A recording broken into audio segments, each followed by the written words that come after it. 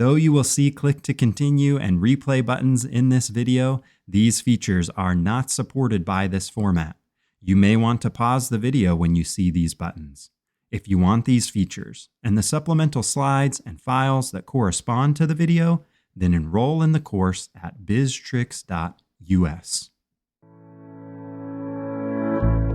There are a few basic starter keywords we need to know in SQL.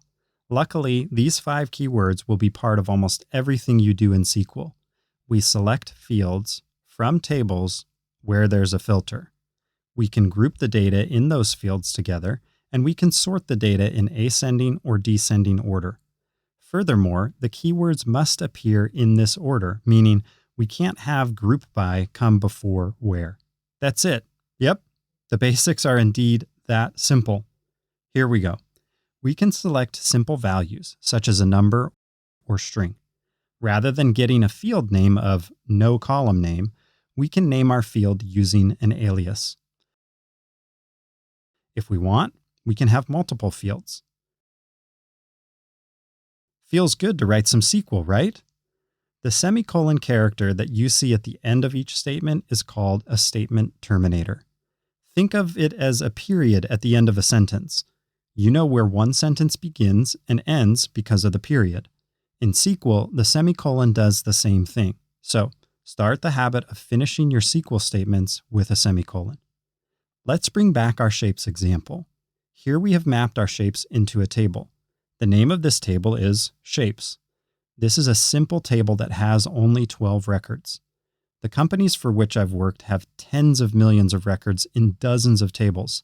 Starting small is important because it helps easily conceptualize and visualize how SQL works. Extending this concept to a big table is simple. SQL doesn't really care how big the table is. It will help us get comfortable with our SQL keywords. Again, we select fields from tables. So let's select color from shapes. Let's select color and cost from shapes. Notice how fields are separated by a comma.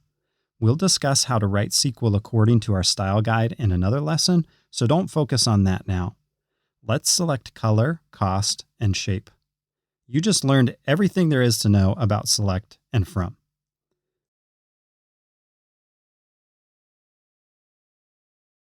Let's add in where. We'll recycle the previous examples and add in a where clause to filter our data for triangles.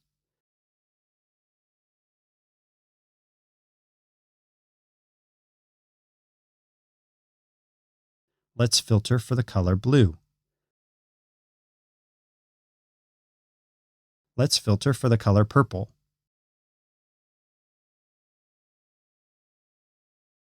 Oops, no purple items in the table. Let's filter for cost greater than 10. We're moving right along because now you know how to use where. Let's bring in our group by. Select shape with a group by. Notice that we did not use where to filter the data. So if you don't need to filter the data, then you don't need where. Let's add in a filter for green. Notice how group by collapses the values based on the field name. Let's select shape and color and group by both.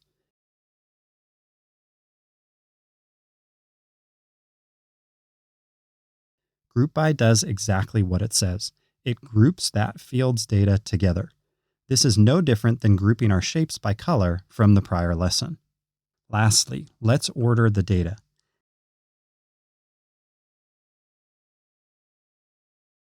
ASC sorts in ascending order and DESC sorts in descending order.